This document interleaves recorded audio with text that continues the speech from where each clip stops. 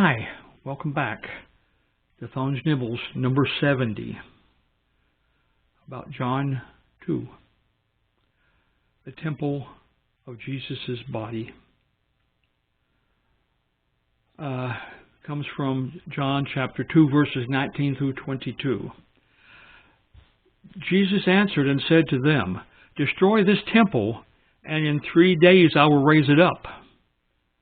Then the Jews said, "It has taken 46 years to build this temple, and you will raise it up in 3 days?"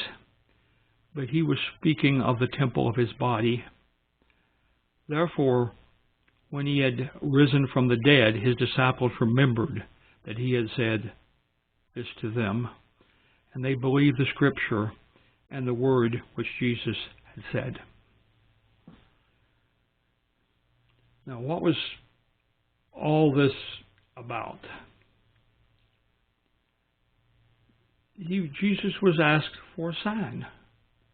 This was something which the Jewish people in the Old Testament times and into the New Testament times, I guess, were looking for. That there will be certain signs appear if the Messiah was there, and so on. Why is this in the Bible? The people ask for a sign, and this is kind of a strange thing because he already had performed many miracles before lots of witnesses. So looking for a sign is just a thing. Well, I'll believe, I will believe that these other things were miracles, but I'll believe it's a real sign if you do it for me. And this was a kind of a ego thing. But he gave them a true answer to this, but not the one they could accept. See, he said, he made a true statement. He said, and he was speaking of his body being the temple, that they would kill him. That is, he would go down, and then 3 days later, he'd be back up again. He would be raised from the dead. And that was not clear to them, I guess.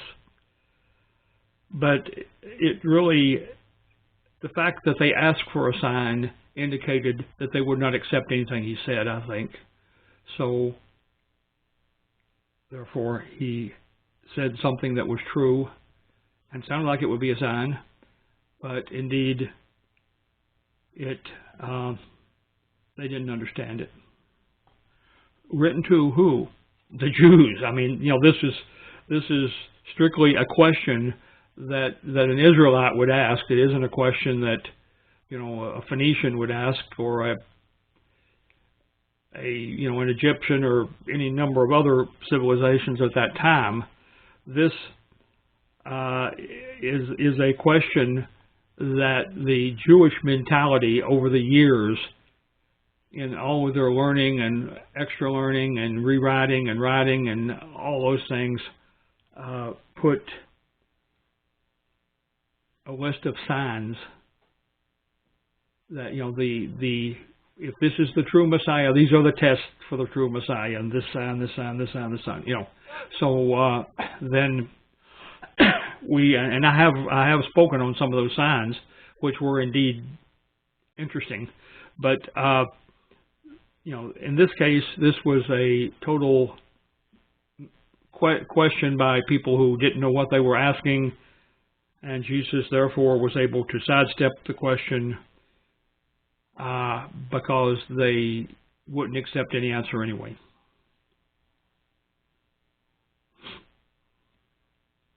In other words, Jesus could have said anything spiritual, and they would not have believed.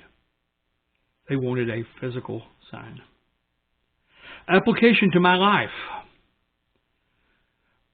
We need to understand the scriptures from all viewpoints: physical, emotional, intellectual, and spiritual. Much of Scripture may have multiple layers of meaning, all true, but of different importance.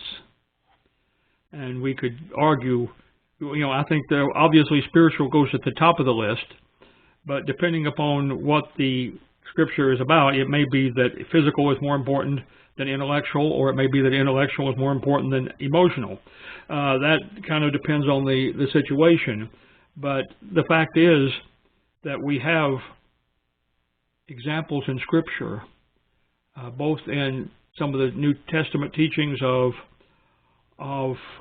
Jesus and of Paul particularly also, where there's layers of meaning which all are true. So you can, if you see one of them, don't give up and you study that one and figure that one out, but then go and see, is there something else?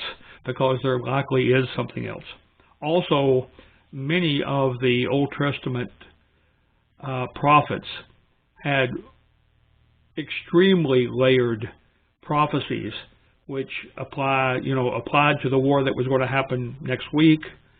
It applies to the coming of Christ. It applies to the start of the millennium. And it even might apply to the creation of the new earth and New Jerusalem. All those things can be layered with God's wisdom into these things, and that's why you can read the Bible through dozens and dozens and dozens of times, and I'm approaching a couple of dozen probably, but you always see something new, because you're right now, perhaps you're looking for emotional solace, and you read something and that makes me feel better. That psalm makes me not be so sad. But it may be the next time we're in pain, have physical problems, and then we read exactly that same scripture, and it relates to our physical problems just as equally as it did to our emotional problems, and so on. But it's one of the wonderful things of God's omnipotence, and it's the wisdom and the thinking and the ability to see everything at once, is that He is able to put together these stories, these phrases, these parables, these whatever prophecies, and all of them have different meanings to different people at different times. God's challenge to me in this case: dig deeper to discover deeper truth. And again, that's sometimes quite a challenge, but that's it.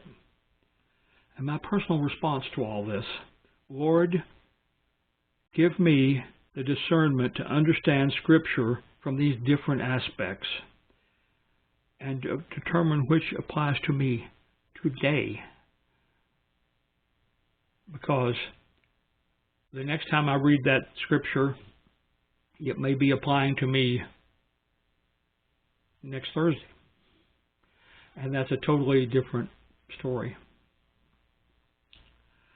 So I guess with that we will say we're done for this one, and we'll talk to you next time.